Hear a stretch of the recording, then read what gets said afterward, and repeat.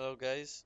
A lot of you asked me to make a D4 planner build for the Uber Lilith.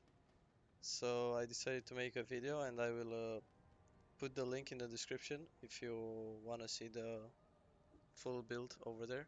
And I'm gonna explain it in this video really quickly how it works. So basically, uh, these are the aspects that I'm using. Using Noxious, Mangler, Fist of Fate, Disobedience, Penitent Greaves, Retribution, Corruption, Inner Calm, Blade Dancer, Ashira for the lucky hit chance, and the Bursting Venoms, the most important one.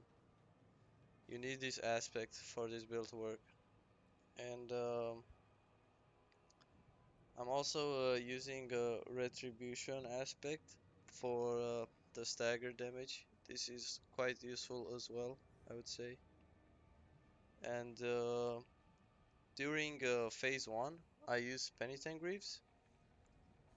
And for phase 2, I usually swap to a pair of boots that has movement speed and free max evade charges, so it's easier for me to get away from the fireballs that she throws. But with this build, you don't really have to do that mechanic every single time, because you can stagger her in time, and you can just skip the mechanic straight away, basically. Okay, this is my skill tree. I'm just gonna scroll real quick through. I have the link of the D4 build planner in the description, so you can check it out from there.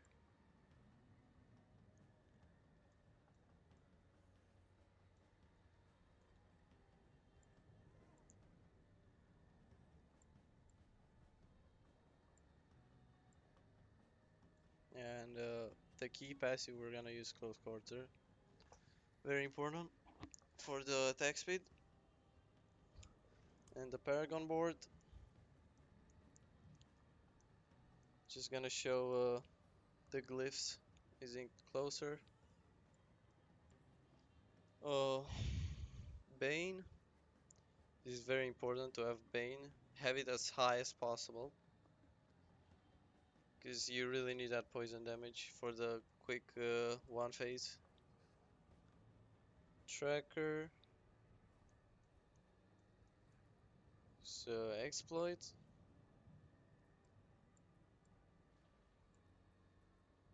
And turf in the gunning board and combat.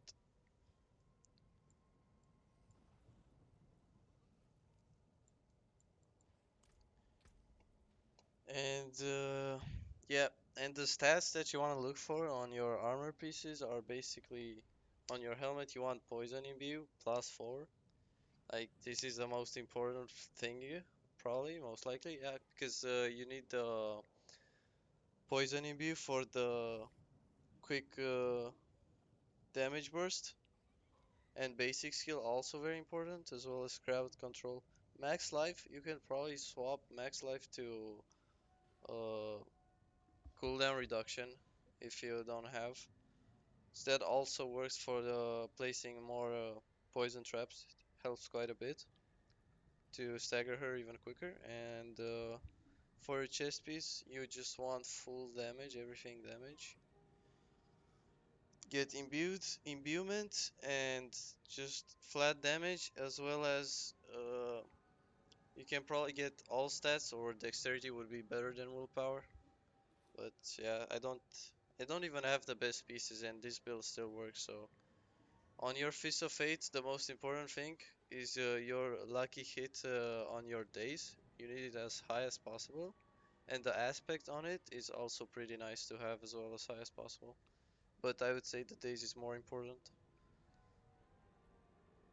On your pants, same thing pretty much. You want all stats, dexterity. You don't really have a lot of damage option to get on your pants. Total armor, healing received. You can wear a lot of stuff. You have a lot of options here. You just mainly go for stats here. That's pretty much all you want, just stats. And Penitent Greaves. Movement speed also important here, as well as the aspect on it. It's nice to have it to max. I would say the aspect is probably more important than the movement speed here. So if you have a max roll of this, just put that on. And the crowd control duration as well. Uh, yeah, you need to have the crowd control actually way higher than the ones I have. But yeah, the higher the better basically. And on your crossbow, I have crit damage, vulnerable, dex, and all stats. Amulet, ranks of all imbuement skills. This is a must. Movement speed is nice. Cutthroat skill damage as well as weapon mastery ranks. On the rings we have crit chance, vulnerable, max life, and lucky hit.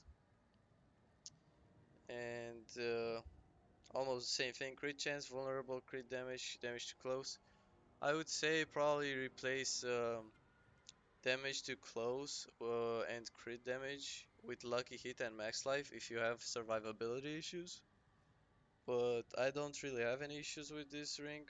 The only thing I would replace really is the lucky hit chance with crit damage, probably. I'd keep the damage to close because it double dips on the multiplier and it gives you like a 1.4 bonus. On the dagger, the most important roll, you need the lucky hit chance. Very important, get the lucky hit chance as high as possible. You need a lot of lucky hit chance for this build to work and make it more consistent. You need the attack speed as well. So the only important rolls on this dagger is basically the lucky hit and the aspect of it. On the sword I use vulnerable, crit damage, all stats and core. Again, I would replace core skill with close. If I had that, I would use that instead. And that's about it. Now I'm gonna show you guys example of the fight I do and explain exactly what I'm gonna do. So basically I start with using the attack speed elixir. This is what I usually use. You can also try using the lucky hit elixir. I don't. Oh yeah, this one right here. You could also use this, but I usually prefer just the attack speed because it feels more consistent in my opinion. And yeah, now I'm gonna start.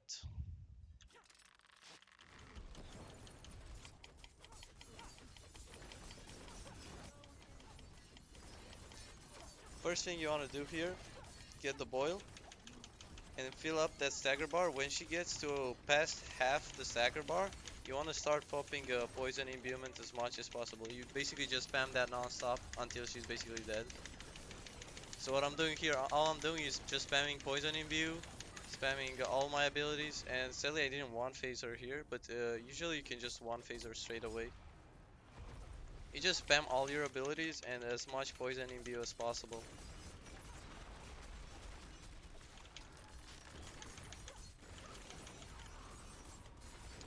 There she goes. Now, as soon as she gets into the next phase, you want to place as many poison traps as possible in the center here, so you can stagger her as quickly as possible. It's very important that you do this here, because if you stagger her quick enough, you can just keep the mechanic straight away. And yeah, sadly I didn't get it now. If you stagger her quick enough, she wouldn't spawn any boils basically, and you can just keep everything about the fight basically. There's also a STUNLOCK mechanic that you can do. I just did right now. This is most likely just a bug and it's gonna get patched though. You can just permanently STUNLOCK her like this until the moment you move. Basically go behind her before she comes to this spot. And if you did it right, you're basically just gonna see her standing still like this for the whole fight. And she's not gonna move until you move away next from her. So what I'm basically gonna do now is just stagger her to remove the boils. And once you remove the boils, you can just move away from her. I'm just gonna equip my other boots now.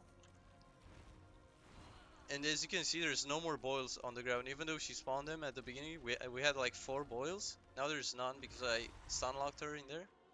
And yeah, you just basically skip the whole fight like this. It's pretty easy.